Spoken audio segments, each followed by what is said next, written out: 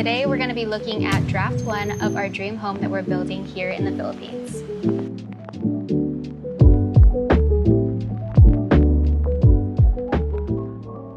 In the previous update of us building a home in the Philippines, we revealed to you guys who our architects are going to be, Nikki and Buji. They have a very specific style. They specialize in mid-century modern with Filipino and Japanese influence. So we really love mid-century modern, we love Japanese influence, and we've been falling in love with Filipino homes as we've moved here. They put lots of different like accenting elements and things that just make sense to create airflow and make homes feel a little bit cooler. My biggest thing that I like about Philippine architecture is the cross ventilation and how they use different higher ceilings, and then they have different ventilation or windows that control the air and where it goes to cool the house. Also, with Nikki and Buji, they also do the stilted homes, which kind of, you get the cooling effect of under the house, but also you have easy access for maintenance and repairs. So with that being said, with Nikki and Buji style, we did decide to go with a stilted bungalow. We did kind of, I don't know if I went over this in the previous video, but they did ask us like what our wish list was, and we did kind of have an extensive list of things that we wanted, but after further review we kind of dialed it back a little bit, because in terms of what we need right now, yes, we just need something simple. So this is for sure our stage one, and we did communicate that with Nikki and Buji to build things in such a way where we could add additionally later if we'd like to. Yeah, so basically how we have it is we essentially have it to where it can be expanded into wings or separate structures depending on how we want to do it. So with keeping all that in mind, let's start with the street view of the home. So this is the street view of the home. Very simple, but also lets the nature around do its thing and shine, which I really like. And so those two wood panels are essentially going into our driveway. And then you have the walk-up entrance as well. And we're thinking maybe to put, maybe we could put like a drop box or a mailbox in that area would be a nice place to put it. Something like that would be very cool. But also I really like that there is this facade, essentially not revealing everything. You have this covered where it looks very clean, very nice, but it doesn't reveal everything all at once, which is kind of one of the big points of mid-century modern design. And then they show another example of what it would look like at nighttime. It's well lit, but it feels still warm and inviting instead of like you have this like bright white light on you. Yeah. So I really like their warm yellow lighting, but also they have them in specific spots where the light almost leads you to where you're supposed to go, which is basically what you want, especially with mid-century modern design. So leading up into the front, you'll notice from what you saw from the street view that it kind of was showing that top end. So there is like an elevation. So where the gate is, basically, it is actually on top. So the house is like high. So that walking up area, it essentially walks up and then you can go into the front entrance. Yeah, so it's almost like the house is 2 floors. Though it is a bungalow, it's a stilted bungalow, which means there is an access area under the house. A beautiful little front yard. You have an area to relax, grill, but also it's like a raised garden, I think is what they explained to us. Yeah, it's a raised garden area. And again, they give us an example of what it looks like at nighttime. Very well lit. It looks stunning. Yeah, it looks amazing. Gives me like vibes from when I would see homes or different things in Japan, but also in animes and stuff like that. Cool thing about the raised garden also is when we're standing there, we can kind of already have like a view of seeing other things since it is raised up. So that is really cool. And then here's another entryway photo. Now you can kind of see where that like walk up area is. So there is gonna be a gate or a door that kind of closes off, but which makes total sense. Yeah. Security, but also I like how they kept it open because it lets the light in there, so you're not just walking into a black hole. But also one thing that wasn't shown on that part when you enter is actually they have like this slit between the concrete where light gets let in from the side where the cars in the driveway is, essentially. So it's really cool. And also there's a portion of that area that is covered, so if it's raining, you're not getting rained on when you're like waiting for when us. you're waiting, if you have guests there waiting to be coming in. Sure. And now we're gonna enter into the living area. So this is nice because it feels like one big cohesive space, because it's like living room, dining area, and then your kitchen. So it's not like super closed off, really open concept. Just really good natural lighting, but can really open up the space in general. So the space looks huge, and it makes it really flexible to where you can kind of move stuff around and put them where you want. Yeah, natural lighting was something that was really important to us, because then in the daytime you don't have to like use a bunch of electricity. You just have True. all the natural lighting coming True. in. And you can see that we have some jalousies, so there's going to be some really nice airflow coming in through the house. Hence the cross ventilation. The kitchen area, this is the first time I've actually seen, or that I'll be in a space that has a cooktop or a range that's in the island. But after thinking about it, I actually like it better than having it towards the wall, because then your back isn't facing towards your guests, your kids, or anything like that. So you're still a part of what's going on in all the spaces, which I really enjoy. That was one thing when we actually got to visit architect Nikki and Buji's house that they had. So it was really cool to see that in a space.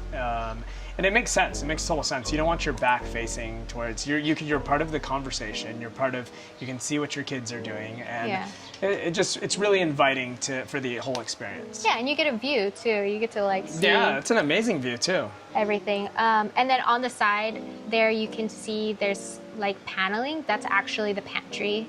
Which is great because it's storage without it looking too much like an eyesore. Right. It actually just kind of looks like a wooden wall, but it opens up to a bunch of storage, which is really nice. Yeah, yeah. You'll notice there's a lot of entertainment space, and everything is very large and inviting, and that's definitely what we wanted.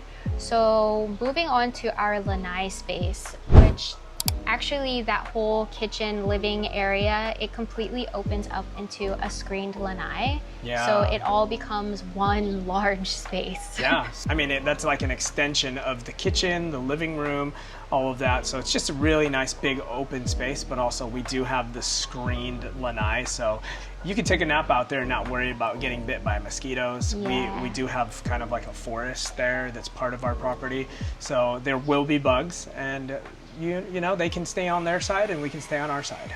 This was something we really wanted because we definitely love feeling like we're bringing the outside inside, again, without getting eaten alive by mosquitoes. But so we love this feature. This is super nice, and it'll be great for entertaining. It was actually a recommendation based on Buji. Buji brought it up and said, would you guys like a screened lanai? And I was like, whoa, that's actually kind of cool. I didn't even know you could do that. Yeah. And yeah, once they brought it up, we were just like, yeah, let's do that for sure.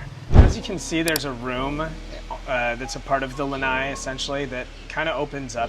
There's a door there, and that is going to be the office/guest room. We wanted to make sure that that was flexible, obviously, because we don't want rooms that are just sitting there not being used. I think there's too much of that going on where people have 3 guest rooms, and they never get used. So we wanted to make sure that that space was an office first, or a space that we can use, a moving room. And then later on in the future, if we do have guests, or when we do have guests, that they can sleep there. So we'll probably have some sort of pull-out sofa, something that makes it flexible to where it can be accommodating for our guests. This room also fully opens up to the lanai as well. So again, the whole space from the kitchen, living room, dining room, lanai, and this guest office is very customizable space, which we really, really love. And you can kind of open up all of the windows, all of the doors, and you know, say you do have the doors open to the office/guest room, which probably will be the case. We have a screened lanai, so we don't have to worry about the bugs.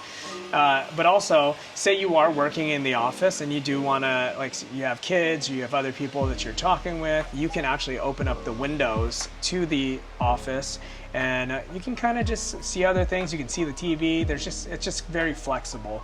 And now we're gonna enter into the master quarters. So as we go into the room, on the left-hand side, we're greeted with our walk-in closets. Really cool, his and hers wardrobes there in the design. And then through that door, we'll go into the master bathroom. Wow, and there we got the his and hers vanities, mirrors, so we can brush our teeth and get ready at the same time, not waiting turns, which is something we've done for most of our lives. So this is going to be really cool to have. There's tile in this room. Looked in the other parts of the house, as you guys saw, we did polished concrete in most places. It's really economical, but also it does have this really cool natural look that we like. Very nice open. We have the windows at the top, so it lets in that natural light. So in the daytime, we probably won't even have to turn on the lights there. Now we'll enter into our master bedroom. For the most part, the bedroom we kept pretty simple because obviously there's so much going on in the rest of the house. So this is a room for us to rest, and then after that, go in the rest of the home and enjoy the other spaces. Yeah. We'll move on to the driveway area. So this is a 3-car carport, but as you can see, there's like lots of space. We could park more cars behind even if we have guests come in and they would like to park in the driveway. And on the side, near where you see that truck, is actually a walkway. And this walkway is going to lead into our anteroom. Yeah. What's an anteroom? This is also my first time hearing of an anteroom, but it is essentially another lounging space, or kind of like an entryway space to receive people, to receive guests. And there's some also storage for like shoes and other things on the side that will be built-ins. This is fully opened up, so lots of really nice ventilation coming in through here. Yep. And that stairwell is actually going to lead up to the main entrance of the house. So going back to the very front, the entryway of the house, you can't really tell, but there's a secret door there that comes from that stairwell so that you can enter into the main entrance of the house. So we do have an entrance and an exit going to the lower portion of the house, and just another area where we can hang out, chill, relax. Yeah, I really like that there's that pocket door, or that pocket kind of like entrance where you can walk from where the car area is in the driveway, and then you can make your way through there. So it's a good receiving area too for anyone who's parking on the property. And then right behind the anteroom, there is a storage room, which is also our laundry room, and then a battery and panel room for the solar. But also, it's right next to the driveway or the carport where the cars are, so it's in between the anteroom. It gives that separation. So that is the phase 1 of our design plans for our Philippines home. We are still tweaking some things, so this is not the final draft of what we will be building, but so far we really love everything about it. After we got these and we were looking through it, I was just like, wow, this is crazy to see it from just the plans where you're seeing everything mapped out on a black and white piece of paper to actually seeing a visual of what it looks like, the 3D visual schematic. So it's really nice, honestly, and it kind of just makes it feel much more real because we can actually see and envision ourselves in there, and it's beautiful. Nikki and Buji are so great. They've listened to so much, and even things that weren't on our list, they've paid attention to small details of things that we like or enjoy and implemented into the design. So we're super excited and super happy with it, and we're just excited to get started on the build coming soon this year once we finalize on our design. Thank you guys for watching. Comment, subscribe, like, all that good stuff, and we'll see you on the next episode. Bye.